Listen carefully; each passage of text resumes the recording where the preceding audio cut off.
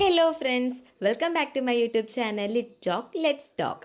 അപ്പോൾ നമ്മൾ ഇന്ന് ഇവിടെ ഡിസ്കസ് ചെയ്യാൻ പോകുന്നത് 8ാം ക്ലാസ്സിലെ ഇംഗ്ലീഷ് ടെക്സ്റ്റിലെ 3rd യൂണിറ്റിലെ 2nd ചാപ്റ്റർ ആണ്. എന്താ ചാപ്റ്ററിൻ്റെ പേര്? Engine trouble. ഇത് ആരുടെ സ്റ്റോറിയാണ്? R.K. നാരായൺ. സോ കഥ എന്താണെന്ന് നോക്കാം. ഒരുപാട് വർഷങ്ങൾക്ക് മുമ്പ് നമ്മുടെ ആ ഒരു ടൗണിൽ, അതായത് നമ്മുടെ കഥയിലെ ടൗണിൽ ഒരു ഷോമാൻ വരുന്നു. ഷോമാൻ എന്ന് വെച്ചാലേ ഈ സർക്കസ് കൂടാരങ്ങൾ അങ്ങനെയൊക്കെ കെട്ടിയിട്ട് ഓരോരോ അഭ്യാസങ്ങൾ കാണിക്കുകയും അല്ലെങ്കിൽ അങ്ങനെ പല പല പരിപാടികൾ നടത്തുന്ന ആളെയാണ് എന്തെന്ന് പറയുക, ഷോമാൻ എന്ന് പറയുക. അപ്പോൾ അങ്ങനെ ഒരു വ്യക്തി എവിടെ വന്നു?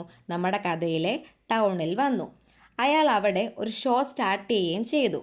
അതിൻ്റെ പേരാണ് ഗേറ്റി ലാൻഡ്. മെയിൻ ഉദ്ദേശം എന്താണ്?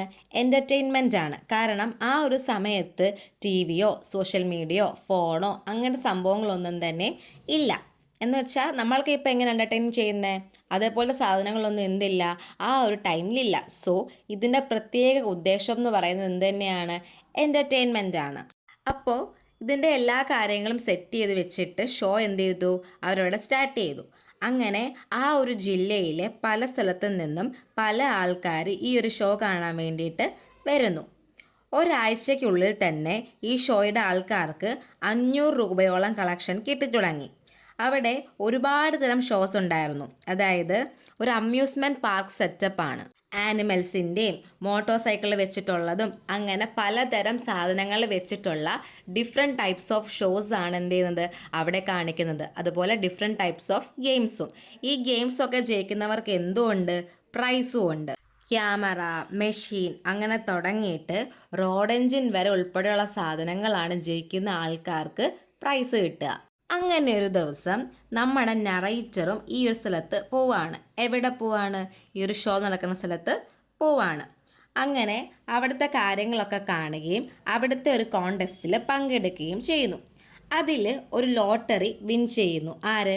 നമ്മുടെ നറേറ്റർ. സോ വിൻ ചെയ്യുമ്പോൾ സ്വാഭാവികമായിട്ട് എന്ത് കിട്ടും? പ്രൈസ് കിട്ടും. നമ്മുടെ നറേറ്ററിന് അടിച്ച ലോട്ടറി നമ്പർ അവർ വായിക്കുകയാണ് 1005. ഇത് വിളിക്കുമ്പോഴത്തേക്കും നമ്മുടെ നറേറ്ററിന് ഒത്തിരി സന്തോഷമാകാണ്. കാരണം നമ്മുടെ നറേറ്ററിൻ്റെ ലൈഫിൽ കിട്ടുന്ന ആദ്യത്തെ സമ്മാനമാണ്. എന്താണ് നറേറ്ററിന് കിട്ടിയ സമ്മാനം അറിയോ? കുഞ്ഞു ഗിഫ്റ്റൊന്നുമല്ല, ഒരു റോഡ് എൻജിനാണ് കിട്ടിയിരിക്കുന്നത്. സോ സമ്മാനം കിട്ടേണ്ട ആ ഒരു എന്താ പറയുന്ന ആ ഒരു സിറ്റുവേഷനിൽ നമ്മുടെ നറേറ്റർ നല്ല ഹാപ്പി ആയിരുന്നു. കാരണം തൻ്റെ ലൈഫിലെ ആദ്യത്തെ ഗിഫ്റ്റാണ് അല്ലേ, ആദ്യത്തെ പ്രൈസാണ്. അങ്ങനെ ഒരു ഹാപ്പിനെസ് പുള്ളിക്ക് ഉണ്ടായിരുന്നെങ്കിലും പെട്ടെന്നൊരു സങ്കടം വരികയാണ്. കാരണം ഈ ഒരു സാധനം ഓടിക്കാൻ ആർക്കറിയില്ല? നറേറ്ററിനും അറിയില്ല, അവിടെയുള്ള ആൾക്കാർക്കും അറിയില്ല. അതുകൊണ്ട് തന്നെ ഇത് വീട്ടിലെടുത്തോണ്ട് പോകാൻ പറ്റത്തുമില്ല. വലുതുമാണ്, നമുക്കൊന്നും ഒറ്റയ്ക്ക് തള്ളിപ്പോകാൻ പറ്റുമോ? അതും പറ്റൂല. അപ്പോൾ എന്താ ചെയ്തെന്ന് നോക്കാവേ. തൻ്റെ ലൈഫിൽ കിട്ടിയ ആദ്യത്തെ വലിയ സമ്മാനം. പക്ഷെ എന്ത് ചെയ്യാൻ പറ്റില്ല? വീട്ടിൽ കൊണ്ടുപോകാൻ പറ്റത്തില്ല. അപ്പോൾ ഫസ്റ്റ് കിട്ടിയ സമ്മാനം ആയതുകൊണ്ട് തന്നെ അതിനെ വിട്ട് കളയാനും പറ്റുമോ? അതും പറ്റൂല. അതുകൊണ്ട് ഒരു സൊല്യൂഷന് വേണ്ടിയിട്ട് ആരെ പോയി കാണുന്നു? നമ്മുടെ ഷോമാനെ പോയി കാണുന്നു. അങ്ങനെ നമ്മുടെ നറേറ്റർ ഷോമാൻ്റെ അടുക്കൽ ചെല്ലുകയും എന്നിട്ട് തനിക്ക് ഇത്രയും വലിയൊരു പ്രൈസ് കിട്ടി, റോഡ് എൻജിനാണ് കിട്ടിയത്, പക്ഷേ ഇത് ഇവിടുന്ന് വീട്ടിലേക്ക് കൊണ്ടുപോകാൻ യാതൊരു വഴികളും ഇല്ല, അതുകൊണ്ട് എന്ത് ചെയ്യണം?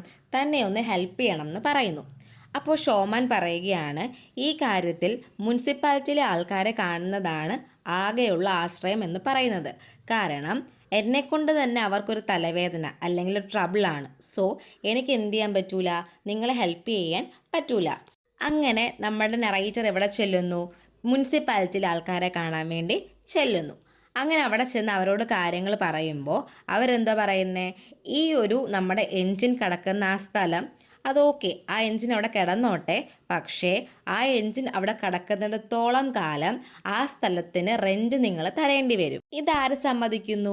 നമ്മുടെ നറേറ്റർ സമ്മതിക്കുന്നു. അങ്ങനെ ആദ്യമായിട്ട് ഗിഫ്റ്റ് എന്നും കാണാൻ വേണ്ടിയിട്ട് എന്ത് ചെയ്യാറുണ്ട്? ആ ഒരു സ്ഥലത്ത് ദിവസേന പോകാറുണ്ട്. പക്ഷേ അതൊരു തരത്തിലൊരു ബുദ്ധിമുട്ടും കൂടിയായിരുന്നു. കാരണം നമ്മുടെ നറേറ്റർ താമസിക്കുന്ന ഫാമിലി ഉൾപ്പെടുന്ന ആ ഒരു വീടിന് മന്ത്ലി 4 രൂപയെ റെൻ്റ് ഉള്ളൂ. അതേസമയം നമ്മുടെ എൻജിൻ ഇരിക്കുന്ന സ്ഥലത്തിന് 10 രൂപയാണ് മന്ത്ലി റെൻറ്റ് കൊടുക്കേണ്ടത്. സോ പയ്യനെ എന്തായി? അതൊരു ചെറിയ ബുദ്ധിമുട്ടും ആയി തുടങ്ങി. അങ്ങനെ ദിവസങ്ങൾ പോയി. ലാസ്റ്റ് വന്നപ്പോഴത്തേക്കും പുള്ളിക്കാരന് റെൻറ്റ് കൊടുക്കാൻ കയ്യിൽ നിന്ന് പൈസ എടുക്കാൻ ഇല്ലാത്ത അവസ്ഥയായി. അപ്പോൾ തൻ്റെ ഭാര്യയോട് വളരെ സ്നേഹത്തോടെ ചോദിക്കുന്നു, എന്താണ്, നിൻ്റെ സ്വർണം പണയം വെക്കാൻ തരാമോ? എന്തിനു വേണ്ടിയിട്ടാണ്? പണയം വെച്ചിട്ട് റെൻറ്റ് കൊടുക്കാൻ. നമ്മുടെ ഫസ്റ്റ് ടൈം കിട്ടുന്ന ഗിഫ്റ്റൊക്കെ അല്ലേ എന്നൊക്കെ മാക്സിമം പറഞ്ഞ് നോക്കുമെങ്കിലും ഭാര്യ എന്ത് ചെയ്യത്തില്ല, ആ ഒരു ഗോൾഡ് പണയം വെക്കാൻ വേണ്ടി സമ്മതിക്കത്തില്ല. എന്നാൽ ഈ ഒരു സമയത്ത് ഈ ഒരു പ്രശ്നം മാത്രമല്ല, അതിൻ്റെ കൂടെ മറ്റൊരു പ്രശ്നം കൂടി വന്ന് പെടുകയാണ്. അതെന്തുവാ അടുത്ത പ്രശ്നം? നോക്കാം അല്ലേ. അതായത് നമ്മുടെ ആദ്യം വന്ന ഷോമാൻ ഉണ്ടാക്കിയ ആ പാർക്കും ടെൻറ്റും ഒക്കെ ഉണ്ടല്ലോ, അവരുടെ ആ ഒരു സീസൺ കഴിഞ്ഞിട്ട് എന്ത് ചെയ്തു, അവരവിടെ നിന്ന് പോയി. എന്നിട്ട് ഇനി അടുത്ത മറ്റ് ഷോ കാണിക്കാനുള്ള, വേറെ സാധനങ്ങൾ ഉപയോഗിച്ച് വേറെ ഷോസ് കാണിക്കാനുള്ള ആൾക്കാരാണ് ഇനി അവിടെ വരുന്നത്. അതുകൊണ്ട് എന്ത് ചെയ്യാൻ പറ്റില്ല, ആ ഒരു എൻജിൻ ഇനി അവിടെ ഇടാൻ പറ്റൂല. കാരണം എന്താണ്, മുനിസിപ്പാലിറ്റി സമ്മതിക്കത്തില്ല. എന്നാൽ ഈ സാധനം ഓടിക്കാൻ അറിയാവുന്ന ആരെങ്കിലും അവിടെ ഉണ്ടോ? അതുമില്ല. ഇനി ആകെയുള്ള മാർഗം എന്താണ്, തള്ളി നീക്കുക. ഒറ്റയ്ക്ക് നീക്കി എന്തായാലും നീങ്ങൂലല്ലോ. അതുകൊണ്ട് എന്ത് ചെയ്യുന്നു, ഒരു അമ്പലത്തിൽ പോയി ഒരു പ്രീസ്റ്റിനെ കാണുന്നു. തൻ്റെ പ്രശ്നങ്ങളെല്ലാം പറയുന്നു. പറഞ്ഞിട്ട് ആ പുള്ളിക്കാരൻ, അതായത് ആ തിരുമേനി പറയുന്നു, എന്ത് ചെയ്ത് തരാം, ആനയെ തരാം. സ്വന്തമായിട്ടല്ല, ആ ഒരു സാധനം അവിടെ നിന്ന്, ആ ഒരു എൻജിൻ അവിടെ നിന്ന് നീക്കാൻ വേണ്ടി ഹെൽപ്പിന് ആരെ തരാം, ഒരാനയെ തരാം. ആനയും കൂട്ടി കുറച്ച്, അതായത് ഒരു 50 ആൾക്കാരെ കൂലിക്ക് വിളിച്ച് എന്ത് ചെയ്യുന്നു, എൻജിൻ നീക്കാൻ വേണ്ടിയിട്ട്, എൻജിൻ തള്ളി നീക്കി തൻ്റെ വീട്ടിലേക്കാക്കാൻ വേണ്ടിയിട്ട് പോകുന്നു. അങ്ങനെ അവിടെ വലിയൊരു പരിശ്രമം നടക്കുകയാണ്. ചെറുതായിട്ട് എൻജിൻ മൂവ് ചെയ്തെങ്കിലും ആനയുടെ കയ്യിൽ നിന്ന് കൺട്രോൾ പോയപ്പോഴത്തേക്കും എൻജിൻ എന്ത് ചെയ്തു, കൈവിട്ട് പോയി. അത് നേരെ ഒരു പറമ്പിൽ ചെന്നിട്ട് ആ പറമ്പിലെ മതിലെല്ലാം എന്ത് ചെയ്തു, വന്ന പാടെ അങ്ങ് ഇടിച്ചു പൊളിച്ചു. പോരാത്തതിന് നമ്മുടെ ആനയ്ക്ക് ഭ്രാന്തിളകിയിട്ട് ബാക്കി നഷ്ടം ആരും ഉണ്ടാക്കി വെച്ചു, ആന ഉണ്ടാക്കി വെച്ചു. അങ്ങനെ ചെറിയൊരു പ്രശ്നത്തിൽ നിന്ന് നമ്മുടെ നറേറ്റർ വലിയൊരു പ്രശ്നത്തിൽ എന്ത് ചെയ്തു, അകപ്പെട്ടിരിക്കുന്നു. റെൻ്റ് ഇഷ്യൂസിൻ്റെ കൂടെ ഇതാ അടുത്തൊരു പ്രശ്നം കൂടെ ആയിരിക്കുന്നു. ആകെപ്പെട്ടു എന്ന് പറഞ്ഞാൽ മതിയല്ലോ. നമ്മുടെ ഈ ഒരു റോഡ് എൻജിൻ മാറ്റുന്ന സമയത്തെ ഈ ആനയെ കൺട്രോൾ ചെയ്യാൻ കൊണ്ടുവന്നതാണെങ്കിൽ പോലും ഒരു പരിചയമുള്ള ഒരു ഫ്രണ്ട് ഉണ്ടായിരുന്നേ. ആളുടെ പേര് ജോസഫ് എന്നാണ്.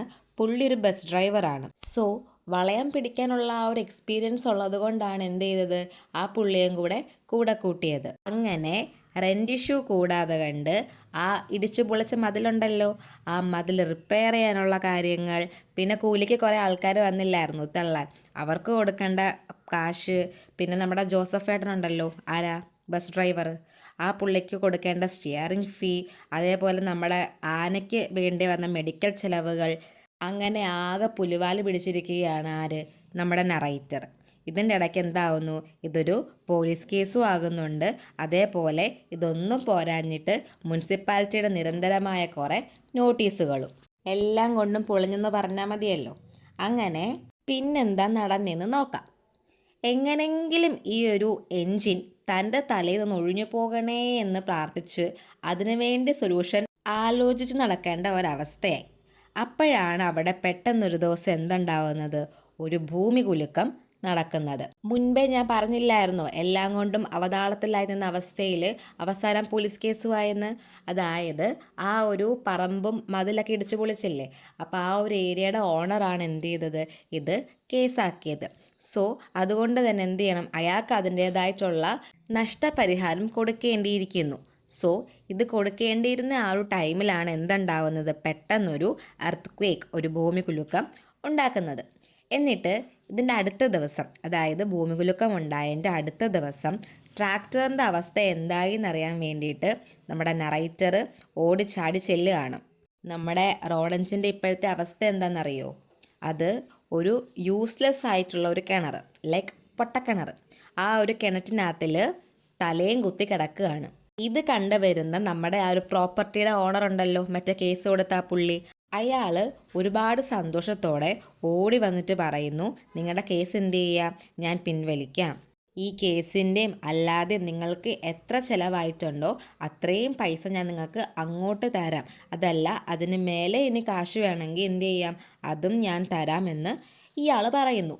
അപ്പോൾ കേസ് കൊടുത്ത പുള്ളിയാണ്, ഇയാൾ എന്തുവാ ഇങ്ങനെയൊക്കെ പറയുന്നതെന്നൊക്കെ ആലോചിച്ച് അന്തം വിട്ട് കുന്തം വിഴുങ്ങിയിരിക്കുകയാണ് ആര്, നമ്മുടെ നറേറ്റർ. ഇയാളിത് എന്തോന്നൊക്കെയാണോ പറയുന്നതെന്നുള്ള മട്ടിലാണ് ആര് നിൽക്കുന്നത് ഇപ്പോൾ നമ്മുടെ നറേറ്റർ നിൽക്കുന്നത്.